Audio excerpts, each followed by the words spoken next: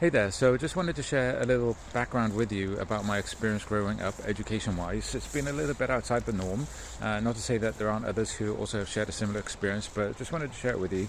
So when I was a child, I had a recurring illness that I eventually grew out of, but it meant that I missed about 2/3 of my early schooling.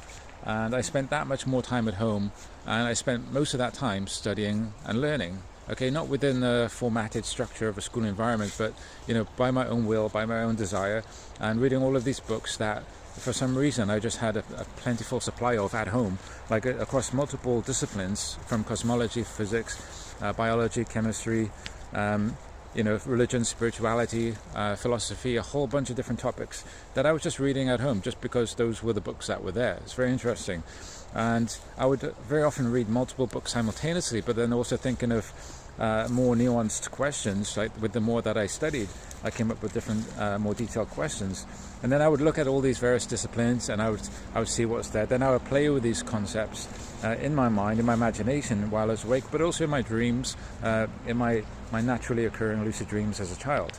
And then so I also read this magazine called The X Factor, right, which was a spin-off of The X-Files, which is a television program about the paranormal that investigated various topics like UFOs, aliens, stuff like that, but also science. And in this magazine there were topics like spontaneous human combustion and out-of-body experiences, remote viewing, all this kind of stuff, but also nanotechnology and some very advanced technology.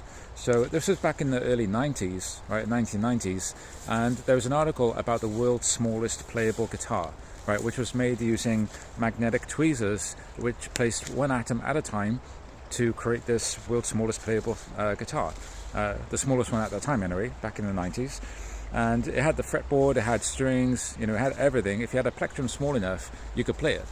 This was smaller than the width of a human hair. Okay, and this was back in the 90s using magnetic tweezers, right?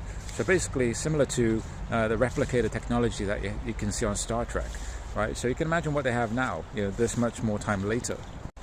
Okay, so there's so much that I've been blessed to learn over these years and since my early childhood. And when you get started young, it really kind of compounds over time, right? And the more you learn, the easier it is to learn, right? Because you learn your style, what works best for you.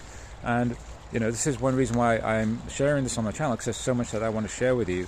So if you have any questions on any of the topics that we cover on this channel, any of the videos that I share with you, please let me know in the comments below, and let's explore this journey together.